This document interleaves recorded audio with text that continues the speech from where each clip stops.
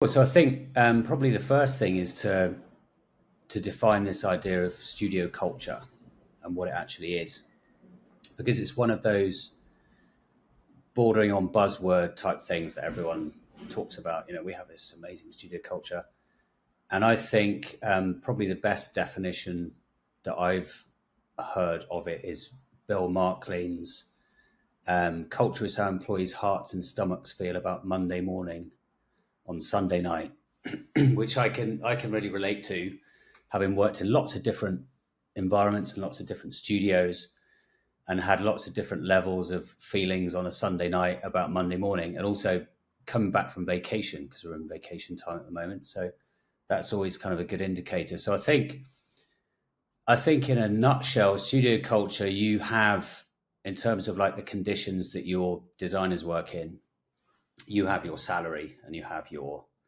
job expectation and your remit and your roles, and then you have all the trappings that come along with that. You might have equity, you've got vacation, all that kind of stuff, and then you've got your briefs and the quality of the problems that you're solving and whether you're engaged with that as a designer, and then everything outside of that is this kind of amalgamation of lots of different things, which to me form culture. Broadly speaking, that culture is the collection of the ideas, the customs, and social behavior of a particular group of people. So for me, a positive culture can only genuinely happen when there's a real alignment of values between the people in that particular group, whether that's a whole company, a department, or even a team. This alignment isn't just about what's written on the wall or in a staff handbook. It's about the rituals and habits that reinforce your values. So it's about how you communicate, how you connect, how you learn, and how you make decisions, and how you collaborate. It sounds really simple, but without having shared values, you run the risk of, at best, creating really irritating friction within your group, or at worst, having such fundamental differences of opinion that you can never ever achieve a positive culture. Um, I really believe that if you don't have a common set of values, then even the simplest tasks will become a real battle. So for me, values are key for developing a positive culture, but you can't dictate them. They need to be embedded as a deep understanding of how your organization wants to behave. When these values are shared, they become the bedrock of culture. Shared understanding turns potential points of friction into opportunities for collaborative problem solving. Everyone's on the same team, working towards a common goal because their core beliefs about work and success are aligned. And this is the big difference between a group of individuals simply occupying the same creative space and a true collective with a sense of belonging and a sense of purpose. This sense of belonging is what is integral to a good culture. Without shared values, I don't think you can have a strong, authentic culture in a creative team or in an organization or anywhere.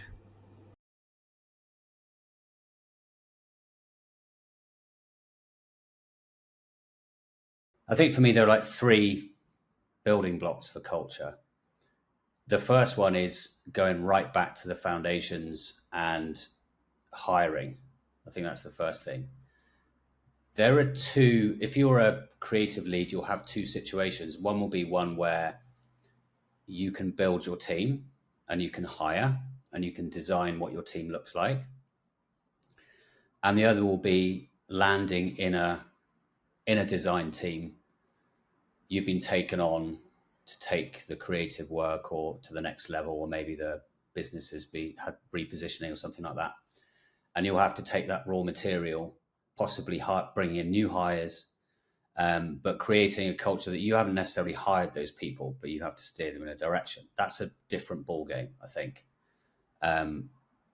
And in that kind of situation, you have to probably make some pretty quick decisions about who you want to keep and the kind of talent that you want to bring in.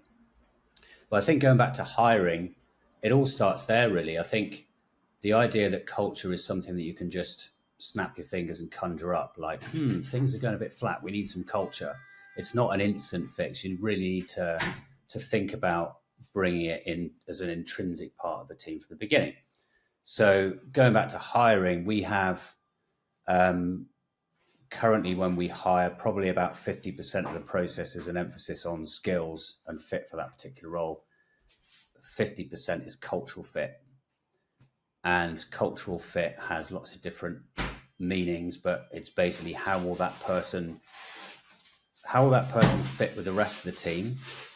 How is that person going to affect the rest of the team? The other side of the hiring is making sure that the person will be able to deal with the particular environment that your company operates as, whether you're super fast paced, especially with briefs changing and business focuses changing and shifts and that kind of thing. You need to find a person who is going to be able to deal with that and is going to be able to go through the really intense projects and come out the other side ready to go again and keep a calm, a level head. So I think culture is something that comes in very early in the design of your team and should be something that's thought about. I always see hiring as a brand touch point. You're reaching out to, you'll have hundreds of applicants for a position. It's an interaction with your brand. And a lot of the time, some of the candidates who maybe aren't so successful, they're going to be going on to other businesses. And if you work in a B2B space, they might be a client. They might be a prospective client in the future. So their encounter with your hiring process is really important.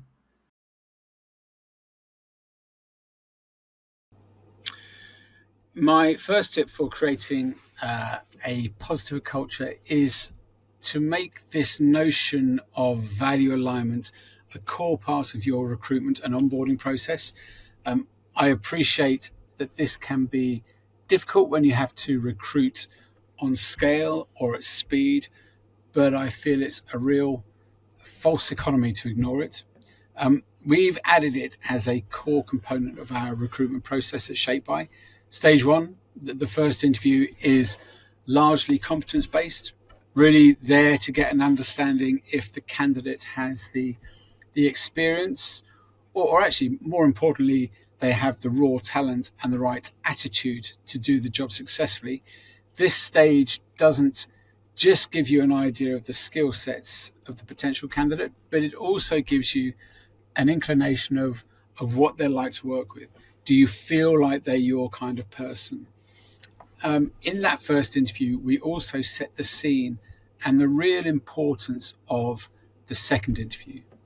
The aim of that second interview is to understand if they are a good fit for us, but as importantly, understand if we're a good fit for them from a cultural perspective. Do our values align? The second interview is an opportunity to make sure this happens. We really take a deep dive into our values, our purpose, our vision, in essence, why we turn up for work at ShapeBy every day. We score equally both on both counts, competence and a cultural fit, and it really helps us avoid having that rotten apple in the cart and run the risk of damaging our culture. So the second part of culture building, once you've got your hire in, and important as well to mention with that every team is different. You need to be creating your own culture that is unique to your team and unique to the people that you have, and unique to helping to produce the work that you need to produce to solve your business's problems. So this isn't a cookie cutter type of thing. Culture is something that's unique and nurtured according to each business. So once I always think once you've assembled your team and you've got that right, your job as a design lead is culture is collaborative. So this is why I go back to the importance of hiring. You can't just create this perfect environment unless your team are responding to it. So they need to put in their part as well.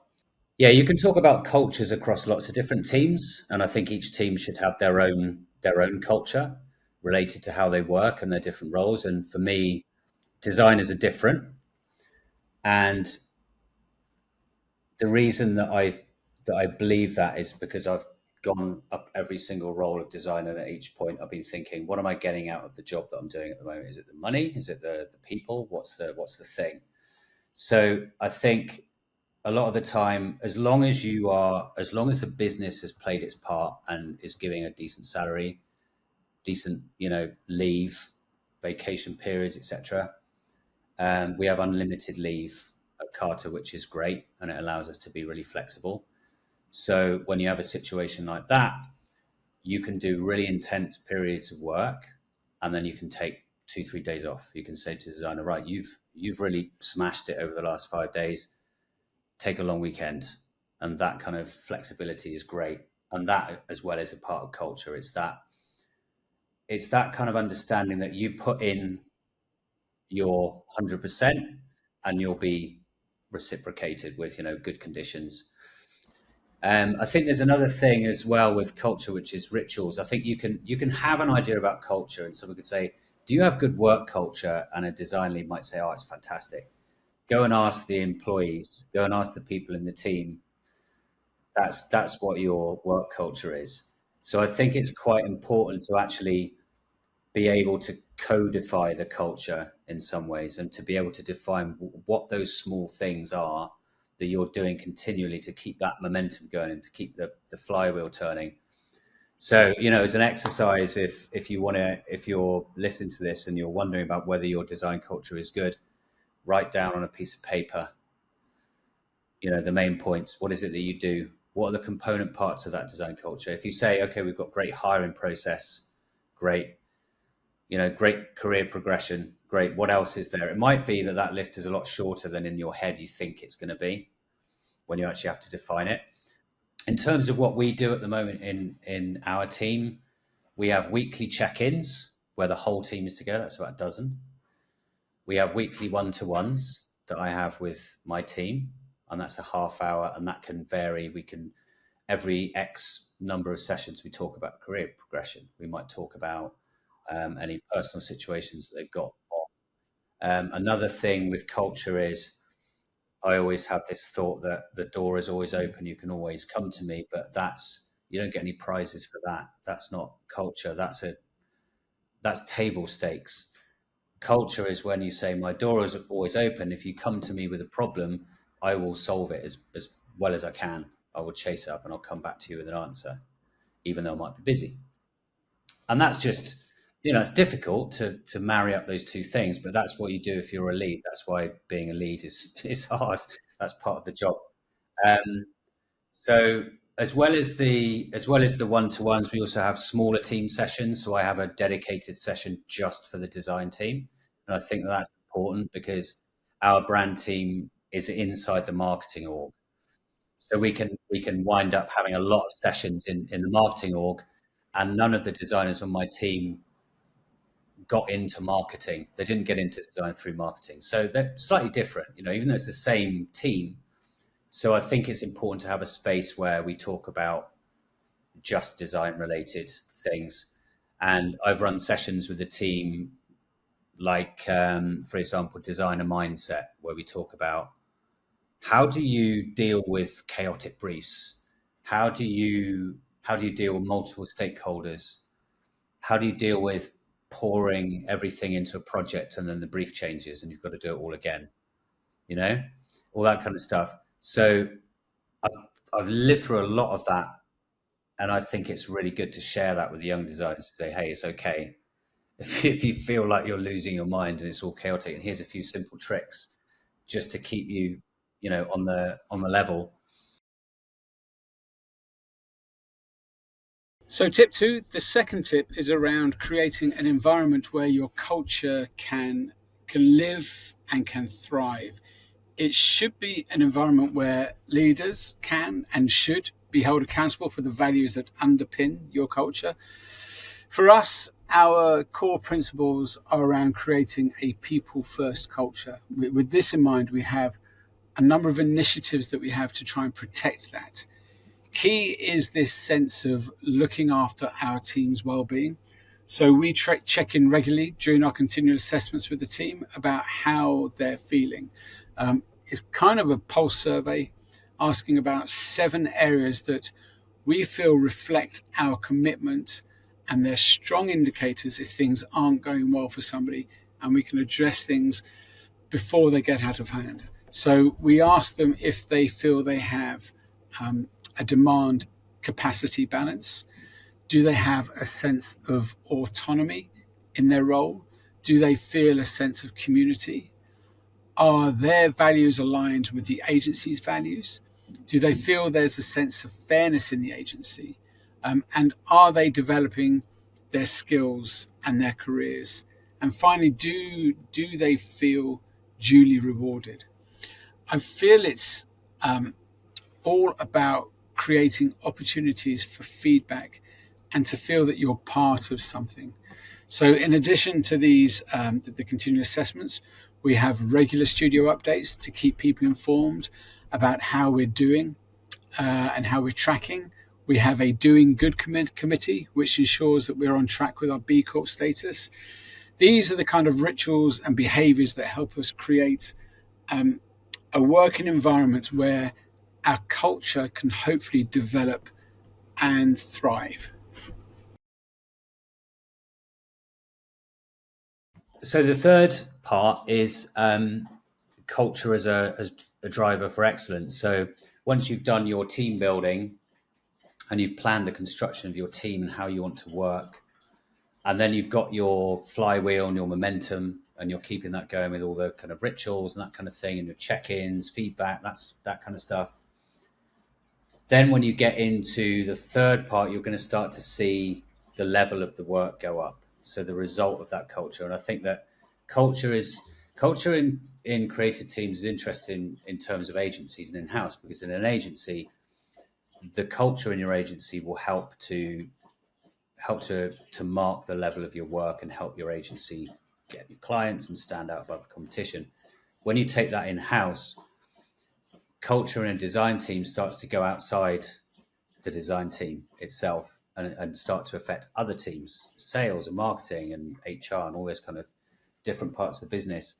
So that's why if I was designing an org chart, I would be a big advocate of having a brand and creative team as its own separate entity where it can affect HR, when it can dip into, all kinds of different areas, whether it's product design, as well as, being a service for marketing.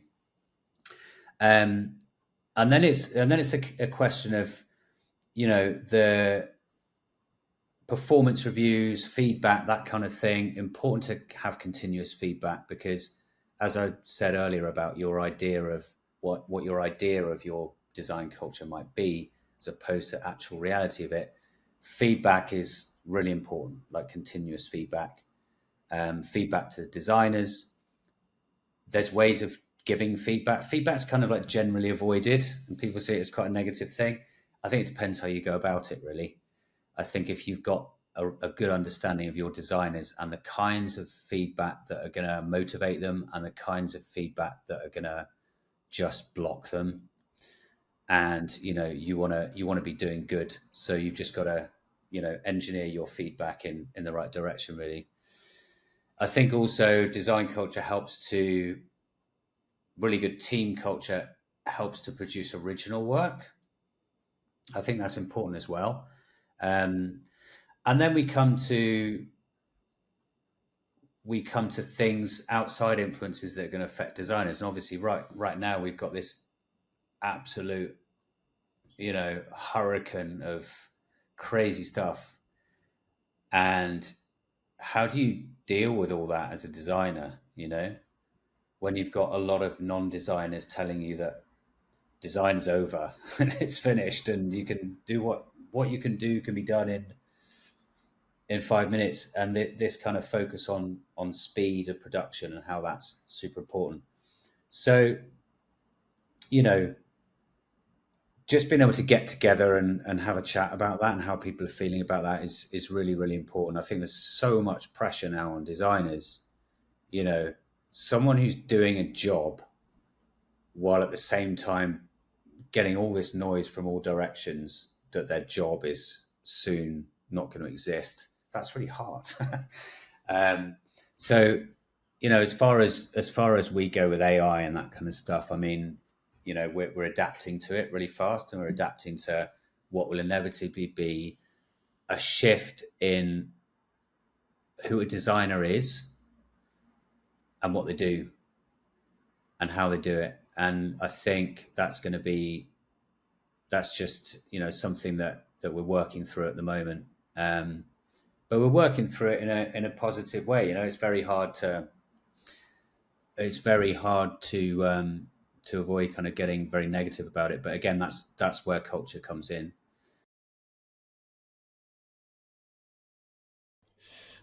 My third tip is around those rituals and habits, and it's to be really intentional about those rituals and habits that bring your values to life. Your culture isn't just about what you believe, it's about what you do every single day. As creative leaders, you have the power to embed your culture and your values into every fabric of how your team works. So really think about how you communicate. As Shape by, as I say, we hold regular studio updates to keep people informed about how we're tracking. This simple ritual reinforces our value of transparency. So consider how you recognize your team's contributions. We have an annual loyalty bonus and a profit share scheme, which are all clear signals of our people first values. We also want to develop our team, offering annual training budget to show commitment to their growth. The power of collaboration is really, really central for us. So we make time to switch off and connect through regular socials, culture days, annual offsites. These rituals reinforce a real sense of community and connection. So, kind of by defining these habits, from how you run a meeting to how you celebrate a win, you ensure your values are a living, breathing part of your culture. So I think the last thing about culture, especially in terms of where we're heading and all these new ways of working and AI and that kind of thing, culture is a human thing. And you know, it's a petri dish where all your designers are, and you make this organic thing.